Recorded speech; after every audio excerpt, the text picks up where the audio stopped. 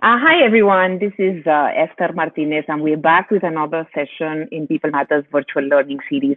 Today's session, as you know, is an extremely relevant topic, the roadmap of success in people analytics. And joining us for this session today, it's my privilege to welcome Sola Osinoiki. He's the Senior Director, Global People Technology at Naspers. Hi, Sola. Very warm welcome.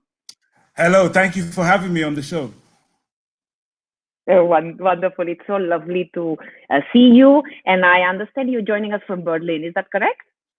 Yes, I am joining you for today. It's actually sunny Berlin. So yeah, I'm joining you from sunny Berlin. Wonderful. Wonderful. Thank you. Thank you, Shola, for being with us.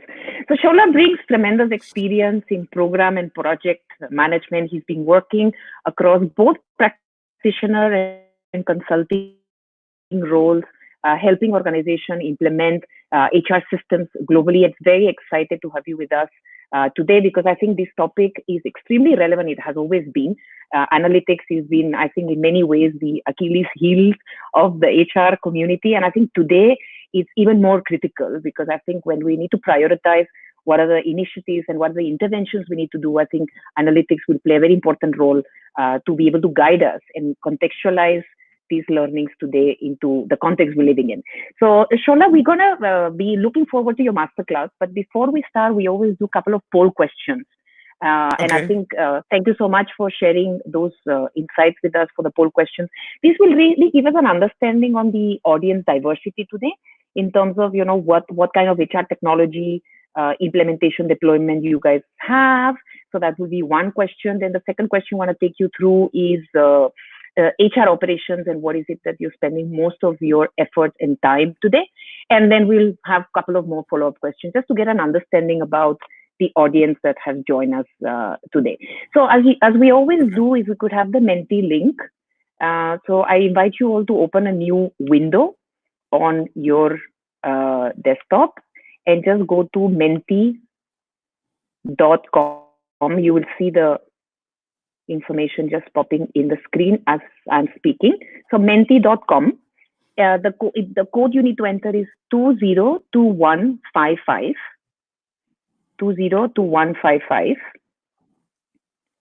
And you will see the first question. So the first question is, if you have to define your current HR technology deployment, what best describes it today? So is it an integrated SaaS solution? Is it an integrated ERP solution? Or do you have multiple tools, but they're not integrated? Or the fourth option is, we don't really have an HR technology per se in place. Where would you define your organization to be? And I'm going to just give you a minute to do that.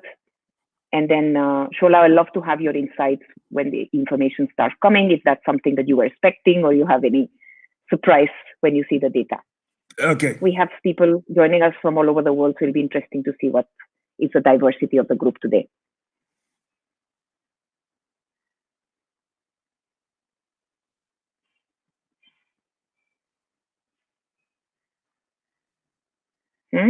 Interesting.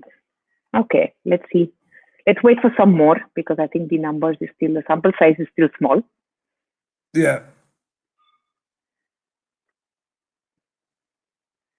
I think this will also give you a kind of a context as you go through the analytics presentation. Of course, having technology in place is kind of like a foundation to be able to do analytics. So we'll also help you on where you pitch today's masterclass based on where our audience is.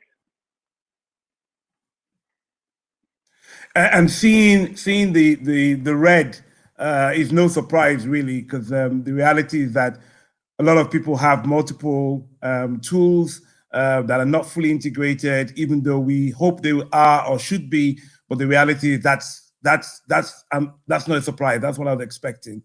The right-hand side around, we don't have any technology in place, does make people analytics a little bit harder. So I hope that what you will hear today will kind of really galvanize your thoughts around getting systems in place. And I will talk a little bit later about how important technology is to get into people analytics. Yeah, absolutely. Absolutely. Great. So I think a lot of us are thinking where we really are, because normally we get the responses a lot faster. I think this question that we posed was a bit more challenging. So we move to the second question. I think we got a sense, and I thanks for the insight, Shola, on not being surprised on the red. Let's move to the second question related to where your HR operations efforts are going today. If you were to look at where is your time, your effort, your thought process going in your HR operations, is it about implementing and maintaining current technology as one option? Is it about collecting, validating data, cleaning data, making it ready? Second option. Third option is actually doing analytics and insights and bringing those to business for decision making. Third is transactional operations, really what majority of your time goes into executing this day-to-day transactional process. And I would invite you, if you could avoid all of the above, just to get the right.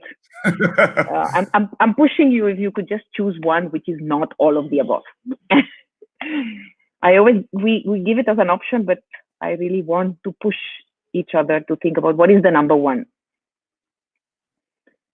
Well, a lot of people have gone for all of the above. I know. I think next time I'll request the team to remove that one, so then we don't have that option.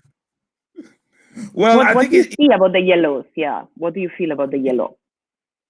I think that's the reality. I mean, the reality is that even within this crisis, a lot of people are still having to deal with the day-to-day transactional process. And a lot of people will tell you the reason why we're not looking strategically at people analytics is because we have so overwhelmed with the day-to-day activity.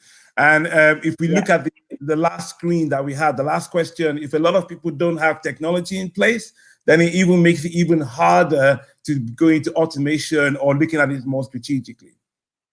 Absolutely. You're absolutely right. Interesting to see the pink also coming up, which is about collating data, validating it, cleaning it. That's also something that it's coming higher. Yes. And actually, part of my talk today, I'm going to focus a little bit about the collecting and validating of data, because without good data, you really cannot do analytics, right? So it's the bedrock, it's the foundation, actually, of getting to good analytics. And I mean, if we look at COVID-19 as an example, the biggest driver has been data. There's a young guy, I think his name is Alfie. He's about 19 years old. He built this site called nCoV2019.live. And he started off by just counting people, and then he's now got into more analytics around the data, how many people are recovering, how many people are dead, and and it's growing. And actually, I was on his Twitter this morning, and he was saying that the next thing he's going to add to his site is vaccine tracking. And so all of a sudden you see that collecting data is the starting point, but what you do with that data is the thing that really unlocks potential. Wonderful. No, thanks for sharing that. What would be what would you love to see in this screen? If you were to say, well, we've reached a good place when we are doing more of which of these four would that be? If you were to say, if you are in that blue or the red, then you're spending the right time in the right place. What would that be? Or which combination? I think it's a combination, and in one sense, that's why I like all of the above, because the reality is that if you're on any one of these things, you're going to be missing something. So all of the above, even though it's kind of like a tricky one, it's probably the best answer, really. But if you say, apart from all of the above, which one would I go for? I would go for implementing and maintaining technology, monitoring technology, because that means you're going away from manual processes to looking at how you can automate and how you can speed up the process by using technology. Wonderful. Thanks, Shola. Okay, we'll go to the last question. And that's a tricky one. We would love to have your opinion about, does technology actually save headcount when it comes to HR operations? And the answers are yes, it surely does. We have observed that in the past. Not really. In your personal experience, you haven't seen that happen when you have implemented technology. And then the third is, I really can't comment. Which of the three? We'll quickly see it, and then we'll move into the masterclass. And I'd love to have your point of view as well, Shola, because you've worked in implementation of technologies, both as a consultant as a practitioner, and that will be interesting to see whether your experience is aligned to the data that will just come. Yeah, let's see what the answers are coming back as. Wonderful.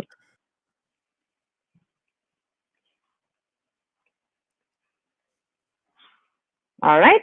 Can we start seeing the data, team? All right.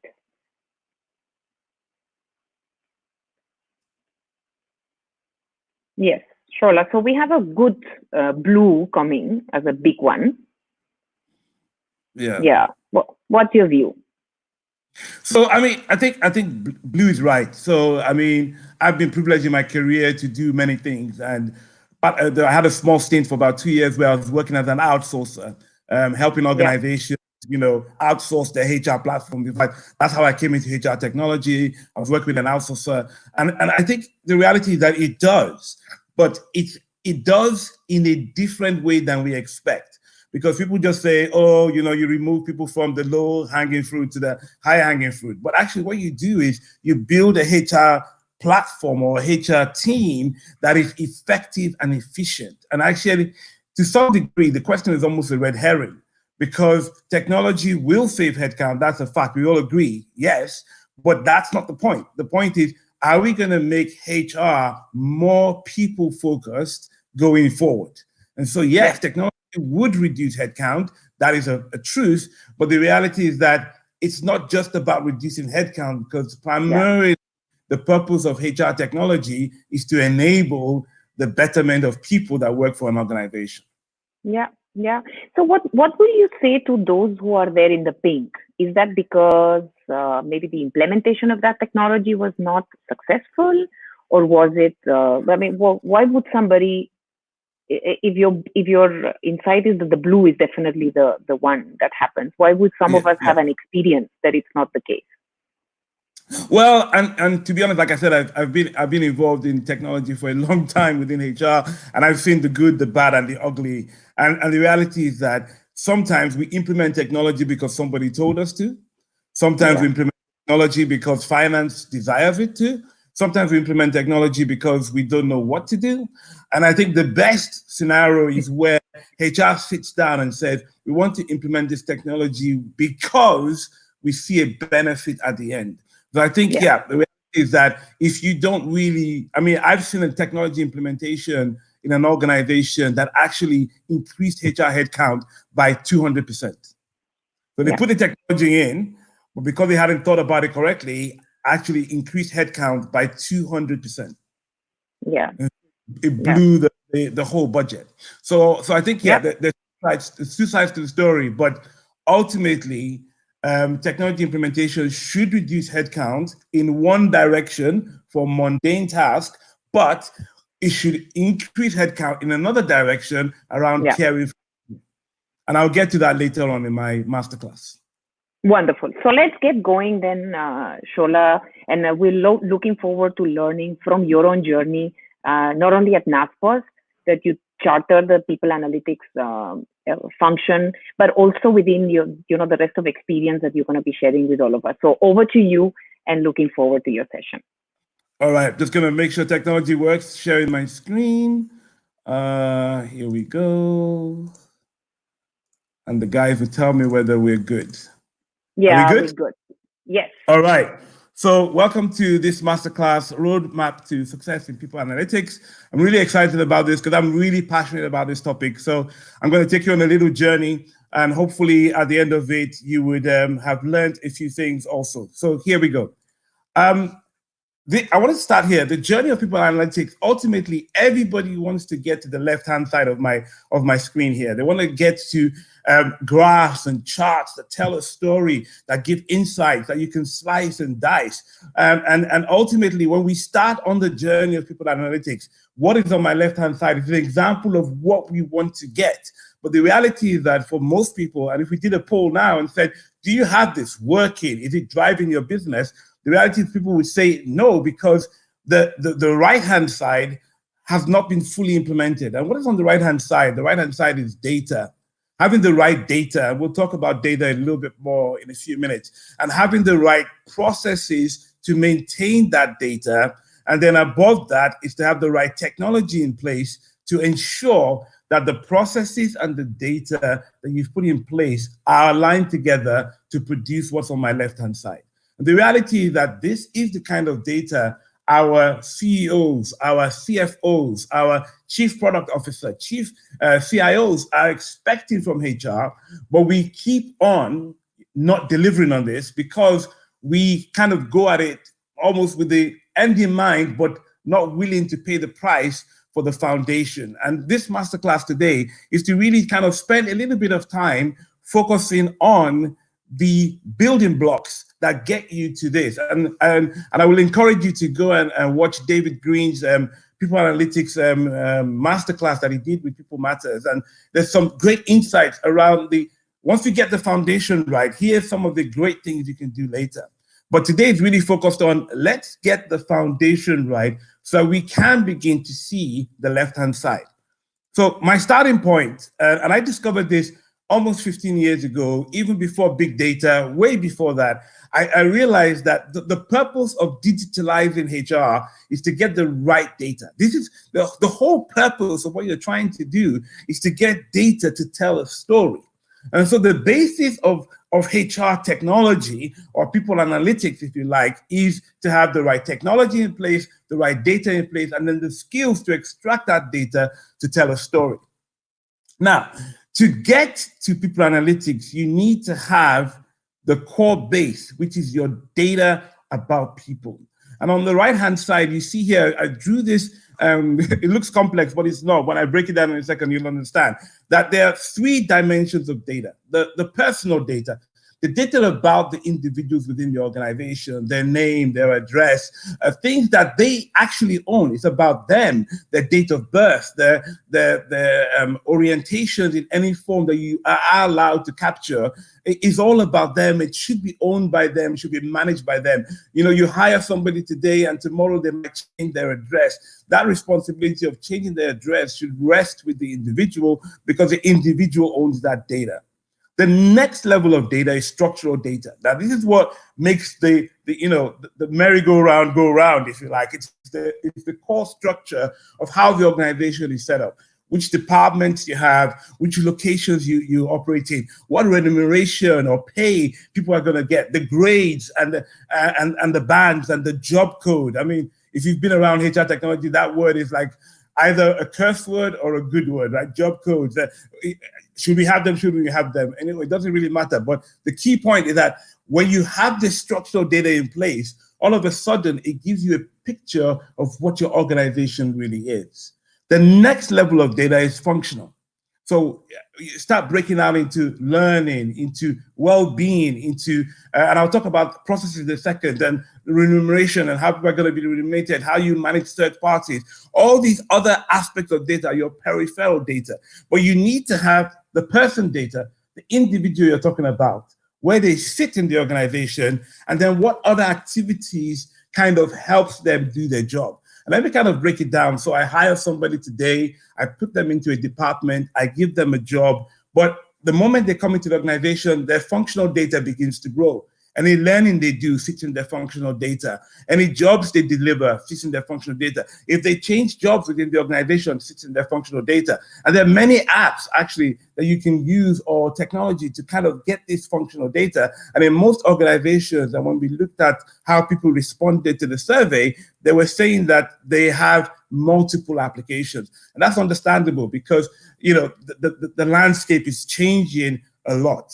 But what people forget to do, and that's why I draw this diagram this way, is that even when you have all this data in the center, there are steps around this data that you have to do.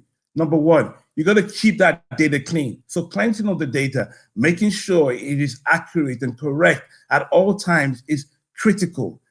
Archiving the data. Which data do you need? Which data don't you need? And with GDPR and all these other regulations coming around, this is becoming even more interesting. And then the quality of the data. Do you have data that you can go into a meeting and stand on the back of that data because you understand the data, you know that data is accurate? And even when I joined Masterclass as a whole, that was my number one priority, to say the quality of my HR data, is it good enough for me to drive processes off it? then who owns the data? That's why I was talking about ownership, because I know the center, the core bit, the person bit is owned by the individual, but the structural data is owned by the HR operations team. And then the functional data is owned by all the function heads within the organization, head of learning, head of talent management, head of talent acquisition. They own that functional data that sits outside, head of global mobility. All these people own different bits of the functional data. And then once you have all this data properly owned, properly quality controlled, then you start thinking about integrations. How, the way to improve data is to integrate it more. If you make data, the HR data, the primary source for how a person gets an IT equipment, guess what? That data will be right. If you make the data to be the primary source of how people can access an office, that data will be right. So the more you link the data to other integration points around the organization, the cleaner that data becomes, the better quality you get, and the more people take care of the data. And once you have these integrations in place, guess what? People are going to start asking you for reports. Oh, can you tell me how many people work in the London office? Oh, how many people joined the London office 2 weeks ago? And then all of a sudden, you now, HR, become the driver of the analytics around the organization. Now, what is also very important is governance. Because if you don't have governance around this data, guess what? Data goes all over the place. I use COVID-19 as an example. When you look at the data around COVID-19, depending on which website you're looking at, if there's no right governance, you're behind the times. If there's good governance, you're right on spot. And that's why when you look at different websites, they tell you different numbers and different variations because of lack of governance.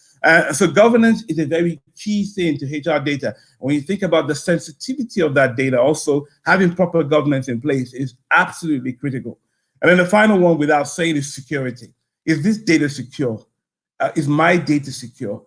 On the behalf of the company, am I making sure that the company data is secure? And so a lot of people say data, data, data, but they fail to take the outer box, cleansing, archiving, quality control, ownership, integration, reporting, governance, and security seriously. And if you don't take that seriously, you're always going to have a train wreck in your people analytics project. So let's keep going. Now, here's a kind of high-level statement. HR insights ultimately leads to driving business value. And what I'm saying, and I want to say this upfront now, because if we really do this right, honestly, we would become, HR becomes an insight giver that leads to efficiency within an organization and ultimately drives value for any business. And where I would like to place HR data and HR analytics is to place them in the boardroom. Like no big decisions, no big relocations, no big activity for people is done without HR in the room because HR has the data. And then my point there is that good data leads to possibilities of analytics and ultimately insights. The job here is not fancy graphs. The job here is insight, driving insights for the business, not just how many people do we have. Because who cares about that? What they care about is how many people do we have? How many people do we have that are top talent? How many people do we have that are located in a particular location? A disaster happens. Where are my people located? Those kind of questions leads to business insights that drive value. Now, all of this has the challenge, right? The GDPR, the technology you have in place, building trust, security, skilled workforce to really mine and manage this data. And then ultimately, where I kind of want to end this bit around data is the reliability of the data. Can that data be relied upon? Can you build and bet your life on it, if you like? And I think that's the key. And through my roles as a data lead in organizations, I think getting to that place where somebody says to you, a couple of days ago, somebody said to me, oh, that report is wrong. And I thought about it. I said, no, it's not. It can't be. It's right. I backed that data. We did some investigations, and guess what? I was right. The data was spot on. The person ran the report in a different date set. So you've got to get to a place where you're confident in your data and you know your data is reliable. Are we there yet as an organization? Nowhere near, but we're definitely journeying to that direction. Next,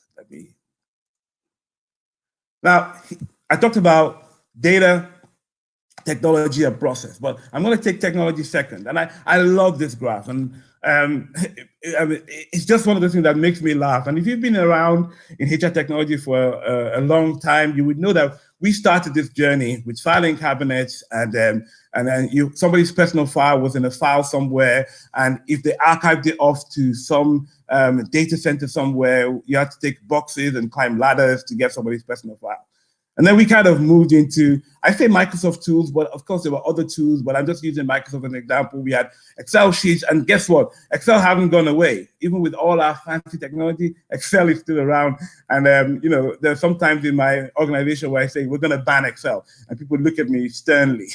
And then, so we can then move from these simple tools of Excel and Access into ERP tools, right? And a lot of people said today that they're still using ERP tools. So things like Oracle, on-premise, SAP on-premise, and there are a lot of people, especially in the payroll space, that probably would never want to leave their on-premise products because it's been built around them. It's been customized to meet the business need.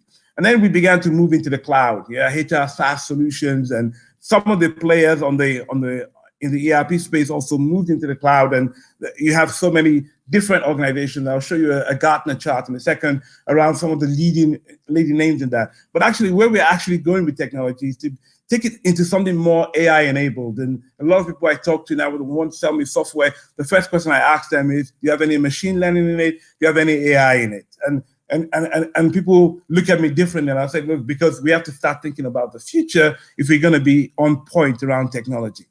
So there's just something to think about. And like, and when I normally do this as a seminar, I ask people, where do you think you are on this circle? But I guess from what we heard this morning, from the first poll question, a lot of people are still at the top, the 12 o'clock, where they're still storing things not in a proper HR system. So maybe they're 12 o'clock stroke 2 o'clock. But I mean, the real idea is that over time, you want to kind of move around the circle into a new place. This is the Gartner chart I was talking about. This is from, I think it's from 2018. There's not a big change in 2019, but what you can see there is Workday, Oracle, SAP, and Ultimate Software has been in the top quadrant out there. And that doesn't really change much. It just kind of shifts about. And actually, as you can see, Oracle is actually nudging forward over Workday, and it's more because of the UI that Oracle spent a lot of time on. And I can speak about all these four providers because I've actually implemented all four of these systems around the world. And so I kind of know the difference between the two. But ultimately, a system is a system, and it's going to cost you money. But the whole purpose of the system is to get data out that you can do analytics behind it. So maybe another time I can talk about systems and how you implement them. But for now, just agree that there are systems out there that we can all use to kind of get what we want. Now, the building block number 3 for me really is process. You need to have a clear idea around the process. And I've kind of put up 6 steps here. And I'm sure we all know there's more than 6, but I'm trying to just show you a life cycle of you recruit somebody, you onboard them, you give them some training, you performance manage them, you talent manage them, and then you do remuneration of some sort of benefits to them. And then at some point, either they exit the organization or they exit that role and go to another role, and the cycle continues. But on the right-hand side, you will see a list of things that are changing and disrupting the HR processes. Automation is disrupting this process heavily, data-driven, because these processes now cannot just be processes. The data needs to be captured at each point. At process 1, 2, 3, 4, 5, 6, you need to be able to look at that data and make sense of your organization. Digital transformation in our own businesses is transforming the way HR has to react.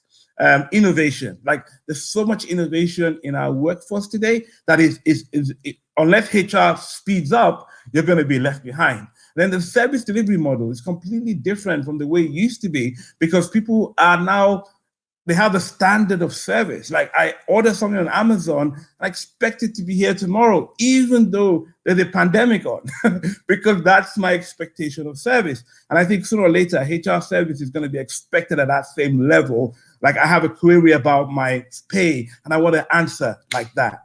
And then machine learning is just an enabler that's going to enable these processes to be a bit more effective and efficient.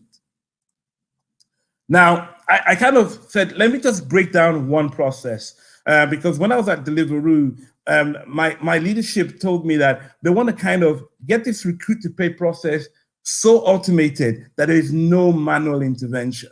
From the moment I start sourcing a candidate, to recruiting the candidate, to giving them an offer, to onboarding them, to creating a profile for them, and then paying them, I want no human intervention, apart from a wet signature on a contract where it's required by law.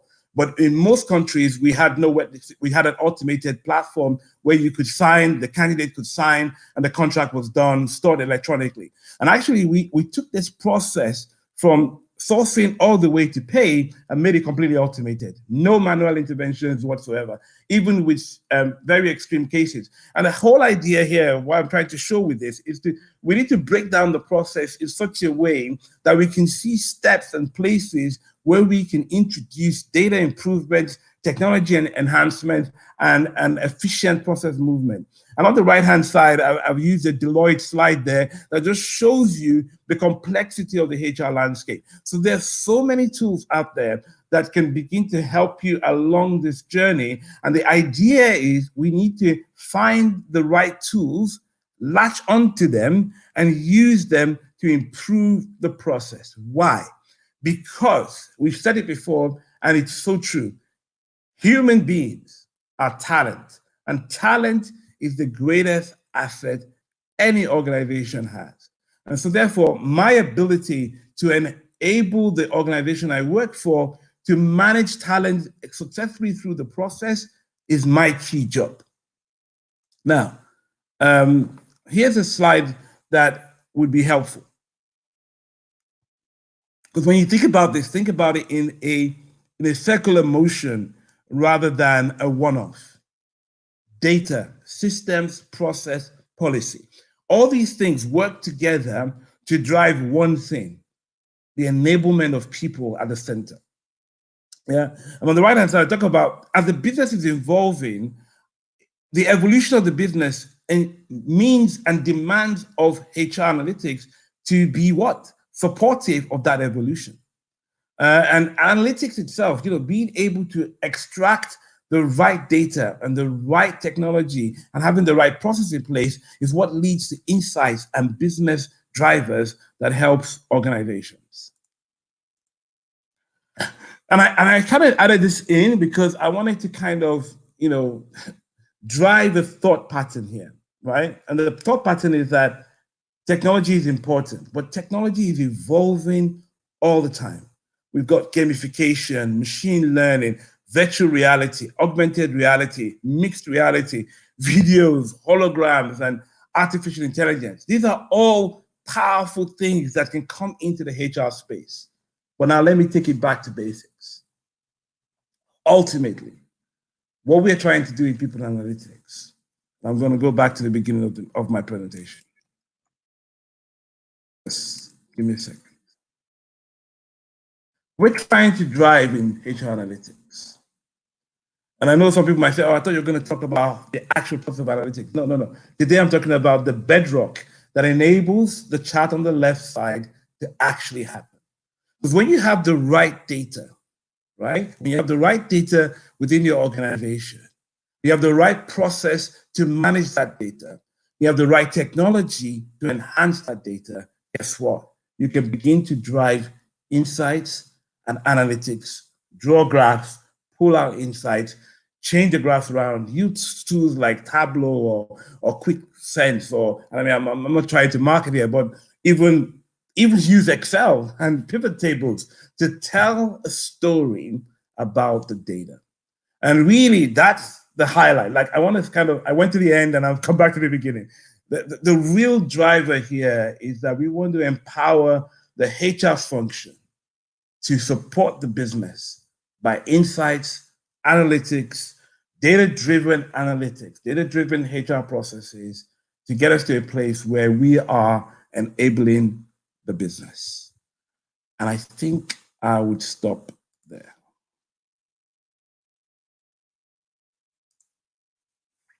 Hello? Yeah, thank you, Sola. Thanks so much. And there's so many questions that have started to come, and some of them you have covered them. Some of them I think are extension of what you were sharing with us. So I'm going to kind of try to prioritize some of them. I think one specific question was related to moving from descriptive data analytics to more predictive and prescriptive. And I think that's anyway a journey that many of organizations have embarked. So the question is, can you highlight some of the tools that you have seen that we could experiment with? If you could give us a recommendation. Yeah. So I mean, like I said at the very end there, it's almost like I'm preempting the question. Is I've seen a lot of tools being used, and I'll start with what we use. So we use Tableau.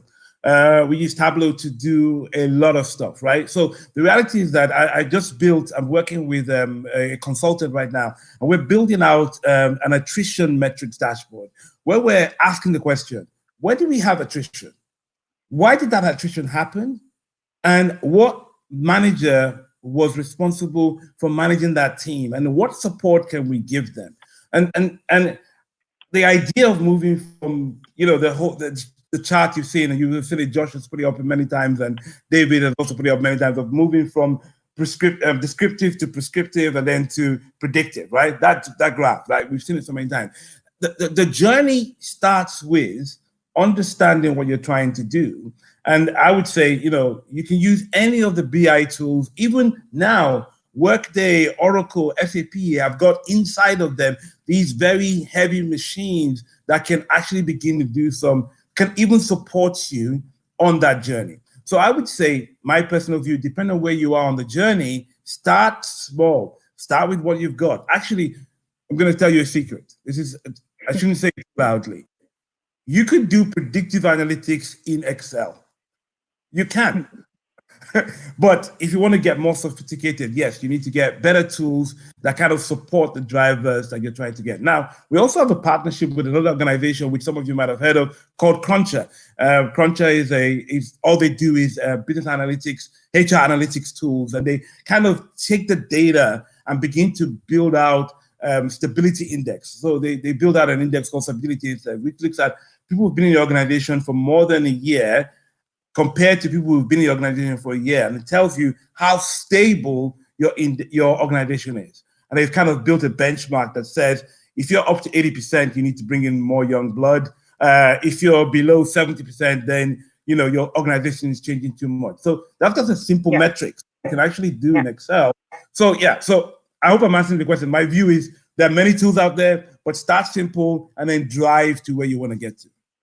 Wonderful. Thanks, Shola. We have another 5 minutes, so I'll see how many questions we can cover in total. There's a question from Ketan specifically on data quality. And you to the extent to say, you have to be willing to put your life in it, that much of confidence. So his question is, how do you identify the quality of data that we're using? Any parameters that you can follow to test whether your data is accurate? How do you go about that? So how I go about it, and I've had to do this so many times as a consultant, you go into an organization and they say, look at our data, how do you fix it? So what I used to do is start from the things that are obvious. Start from obvious. So for example, I say, let's check the quality of your date of birth. Do you have anybody working in an organization that's under 16? Do you have anybody in an organization that's under 65, over 65, right? Let's just look at the quality of that metric. Just the date of birth. Simple, it just tells you. And then what you then do is, what next? What is the next most important data point that you need to capture? Is it people's job titles? So when I was working with banks, I worked with a lot of banks in the UK and globally. And the thing they needed to know was, how can I be assured that a mortgage advisor that sold mortgages had the right training? So the first question for me then is, what is the data quality of the job title or the job spec of that individual? Because if I don't know who is a mortgage advisor and everybody's kind of called specialist, how can I track what training they've got? So I think I would say for data quality, because you could spend hours on it, is to look for the key data elements, either that are easy for you to identify what the limits are, or the good or the bad identifiers, and then look for things that would also drive the business. Because if you look for something that drives the business, guess what? Everybody will be behind you and support you. Yeah. I'm just staying with the data thread a little bit, because there are a few more questions that have come similar to that. So I'm staying there. You also mentioned about the importance of integration across data layers, and the functional layer being a very important one. Now, how do we break the silos? Because I think many times as HR professionals, if we really need to focus on the key element, which is about enablement of people, the more integration of those functional data sets that we have, the more we can actually enable every individual in the organization. So what is your advice on how do we quickly accelerate those that journey and break those silos into one enablement opportunity? So for me, the thing is, what question are you trying to tell? I'm sorry, what story are you trying to tell? So if you want to tell the story of the full HR life cycle, if that's the brief you've been given, then guess what? You got to break down the silos, right? So if your brief is just tell me how people work here, fine. You don't need any integrations. But if you want to know how many people work here, which one of them is talent, what training did they do, and where did we recruit them from? All of a sudden, I've built 4 blocks that need to come together. So it's almost by telling your organization which story do you want me to tell is what brings the integration points together. Because if you know the story you're trying to tell, like at NASPER as an example, the story you want to tell is a full HR life cycle of our employees. From the moment they come into the building all the way to they move out of the organization. And guess what? We want to keep an eye on them because potentially they're also my customer. So actually, I exit them out of my organization is as important as how I bring them in, because I want them to come back if they ever want to.